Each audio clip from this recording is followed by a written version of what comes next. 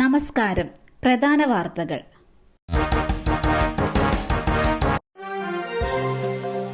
നടിമാരുടെ പരാതിയിൽ മുൻകൂർ ജാമ്യത്തിനായി പ്രതികൾ കൂട്ടത്തോടെ കോടതിയിലേക്ക്.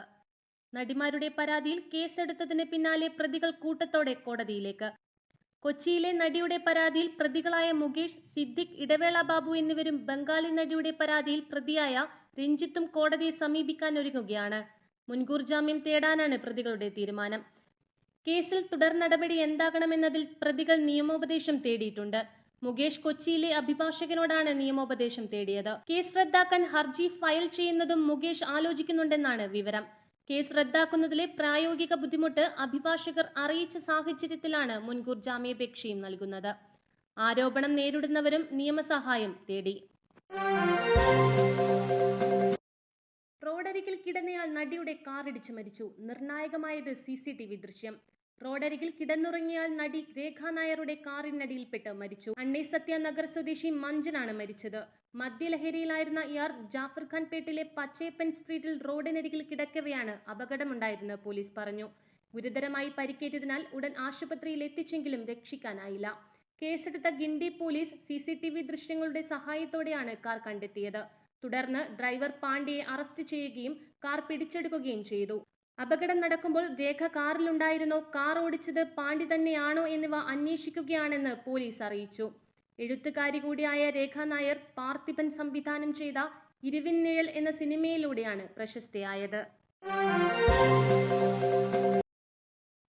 പള്ളിയിൽ മോഷണം, പ്രതി പിടിയിൽ. ചോദ്യം ചെയ്യലിനിടെ തെളിഞ്ഞത് മറ്റൊരു മോഷണം കൂടി. പള്ളിയിൽ മോഷണം നടത്തി മുങ്ങിയ യുവാവിനെ തൃശൂർ ജില്ലയിലെ കൊരട്ടയിൽ നിന്ന് പിടികൂടി. മുള്ളൻകൊല്ലി എടമല കിഴക്കനേത്ത് വീട്ടിൽ റോമിയോയെയാണ് തിരുനെല്ലി പോലീസ് അറസ്റ്റ് ചെയ്തത്. 2024 July 18 Kattikkulam saint Peter's Malankara പള്ളിയിലെ ഓഫീസിൽ അതിക്രമിച്ചു കയറി 14,000 രൂപ വിലമതിക്കുന്ന CCTV DVR-ഉം ഹാർഡ് ഡിസ്കും മോഷ്ടിച്ചു കടന്നു കളഞ്ഞ കേസിലാണ് ഇയാൾ പിടിയിലായത്. പ്രതിയെ കൂടുതൽ ചോദ്യം ചെയ്തതിൽ നിന്നും 2023 നവംബറിൽ കാട്ടിക്കുളം കരുണാഭവൻ വൃദ്ധസദനത്തിൽ നിന്നും 22,000 രൂപ വിലമതിക്കുന്ന 3 ചാക്ക് കാപ്പിക്കുരു മോഷ്ടിച്ചതിലും ഇയാളെന്ന് സമ്മതിച്ചു. മാനന്തവാടിയിലുള്ള മലഞ്ചരക്ക് കടയിൽ വിറ്റുവെന്നും ഇയാൾ പോലീസിന് മൊഴി നൽകിയിട്ടുണ്ട്. തൊടുപുഴയിൽ നിന്ന് കാണാതായ പെൺകുട്ടികളെ ആൺ സുഹൃത്തുക്കൾക്കൊപ്പം തിരുപ്പൂരിൽ കണ്ടെത്തി. ഇടുക്കി തൊടുപുഴയിൽ നിന്നും കാണാതായ പ്രായപൂർത്തിയാകാത്ത 2 പെൺകുട്ടികളെ തിരുപ്പൂരിൽ നിന്നും കേരള പോലീസ് കണ്ടെത്തി.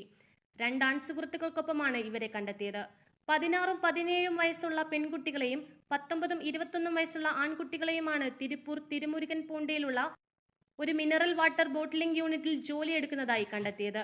തൊടുപുഴ സബ് ഇൻസ്പെക്ടർ NS റോയിയും സംഘവും തമിഴ്നാട്ടിലെ പല സ്ഥലങ്ങളിലും ദിവസങ്ങൾ നീണ്ട തിരച്ചിലിനൊടുവിലാണ് ഇവരെ കണ്ടെത്തിയത്. 4 പേരെയും ബുധനാഴ്ച തൊടുപുഴ ചൈൽഡ് വെൽഫെയർ കമ്മിറ്റിയുടെ മുന്നിൽ ഹാജരാക്കി തുടർ നടപടികൾ ആരംഭിച്ചതായി കേരള പോലീസ് ഉദ്യോഗസ്ഥർ പറഞ്ഞു. ആൺകുട്ടികളുടെ പേരിൽ കേസെടുക്കുമെന്ന് പോലീസ് സൂചന നൽകി. പെൺകുട്ടികളുടെ മാതാപിതാക്കൾ മക്കളെ കാണാനില്ലെന്ന് പറഞ്ഞ് കുറച്ചു നാളുകൾക്ക് മുൻപ് നൽകിയ പരാതിയുടെ അടിസ്ഥാനത്തിലാണ് അന്വേഷണം തുടങ്ങിയത്. Operation D hunt. കാറിൽ കടത്തിയത് 13 കിലോ കഞ്ചാവ്, 4 പേർ പിടിയിൽ. കാറിൽ കടത്തിയ കഞ്ചാവുമായി 4 പേർ പിടിയിൽ. ഓപ്പറേഷൻ ഡി ഹണ്ടിന്റെ ഭാഗമായി നടത്തിയ പരിശോധനയിലാണ് പെരിന്തൽമണ്ണ പോലീസ് കഞ്ചാവ് പിടികൂടിയത്. ആലിപ്പറമ്പ് ബിഡാത്തി സ്വദേശികളായ കുനിയങ്ങാട്ടിൽ മുഹമ്മദ് ഷാനിഫ്, ചോരാമ്പേറ്റ മുഹമ്മദ് റാഷിദ്, മേലാറ്റൂർ ഏപ്പിക്കാട് സ്വദേശികളായ തോട്ടശ്ശേരി സയ്യിദ് കോയത്തങ്ങൾ, തയ്യിൽ മുഹമ്മദ് എന്നിവരാണ് പിടിയിലായത്.